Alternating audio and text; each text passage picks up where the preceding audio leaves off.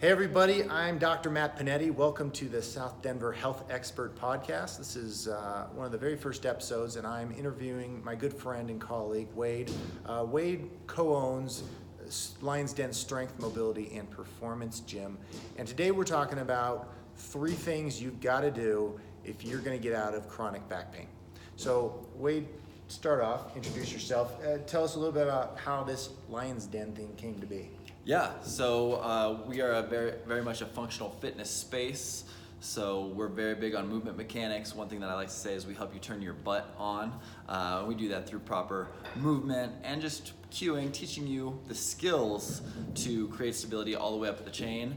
And that definitely includes the back. We take a spine first approach. And I think that's why Dr. Matt and I hit it off so well, is because that's such an important piece of the puzzle, especially with chronic back pain that's plaguing the United States right now. So that's definitely one of the areas that we focus on.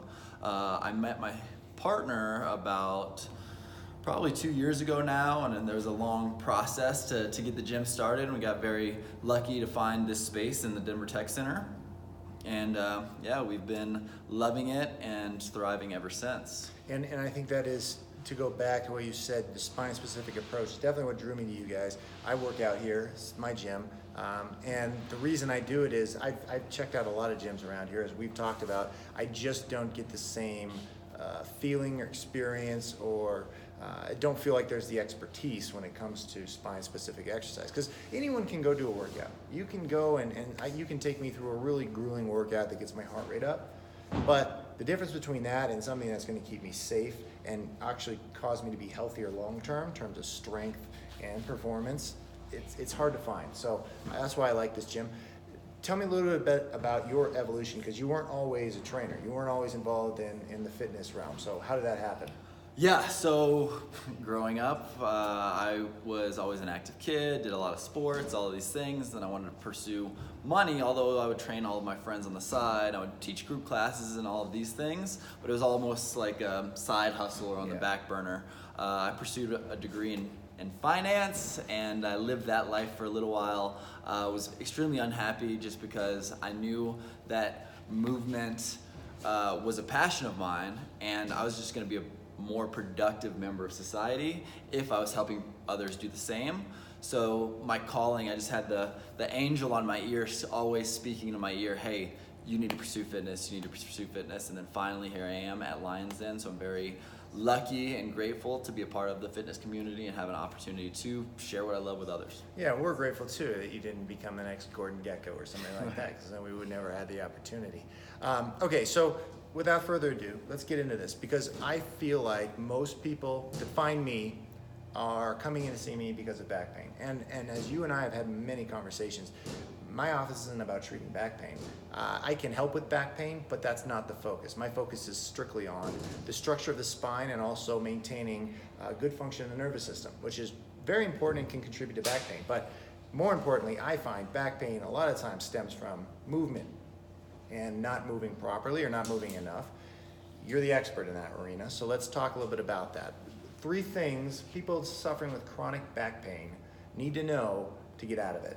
What's number 1? Absolutely, I would definitely say a movement assessment. And really quick, I want to jump over to Stu McGill, who is one of my mentors by me studying all of his teachings. He's the back Yoda. He works on any professional athlete with a back issue. They're sending him to Stu McGill, so I'm a huge fan of his. So I definitely recommend looking at his work if you're really looking to seek more information on the topic. But the 3 things that he definitely says to correct back pain, number 1 is an assessment. Like Dr. Matt said, there's no such thing as non-specific back pain. It's always going to be stemmed from sort of an improper movement mechanic.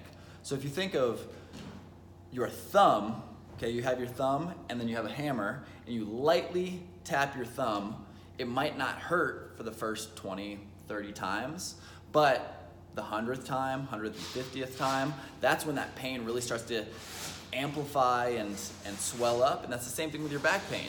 If your back is the thumb and your improper movement is the hammer, it might not be one movement pattern that's incorrect, but that all day, every day is where that back pain stems from.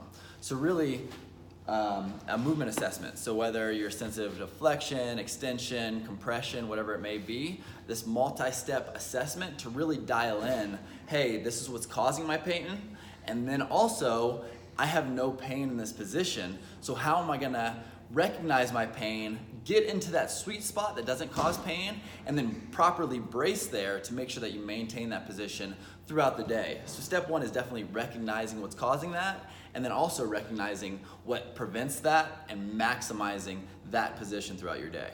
So I think an important thing to talk about, because the hammer and the thumb is a really good analogy. We usually think of back pain only after we have it, and it's usually, oh, I bent over and I felt something go, or felt something pop, or I felt something slip, which that is usually the last straw that broke the camel back.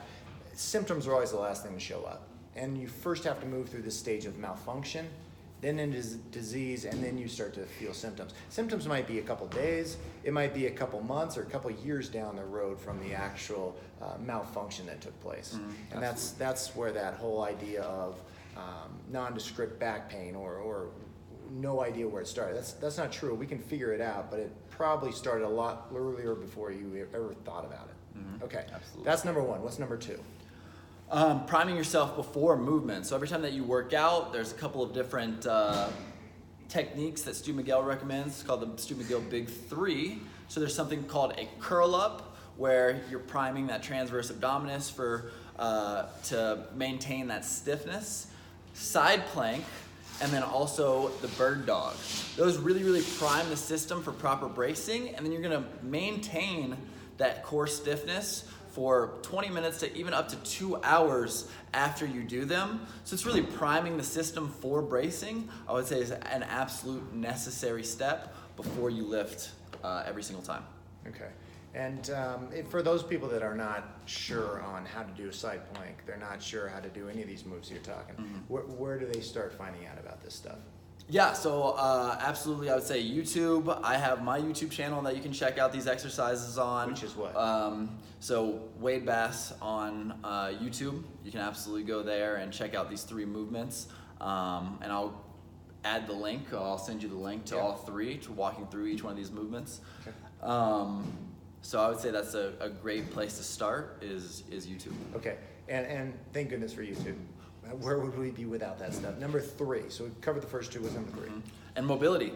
So a lot of pain is due to mobility, either upstream or downstream. So a lot of times you could have low back pain, but it stems from lacking hip mobility or something along those lines. So really paying rent to your body or paying those dues to keep yourself loose and moving is absolutely a key component, because not enough of us focus on that mobility piece. We always want to get the work done, and I know the mobility is not as sexy as we would say, but it's so important, and I know it's absolutely changed my movement mechanics over a period of time, and I definitely think it could change yours as well. Well, you think about most people sitting at a desk.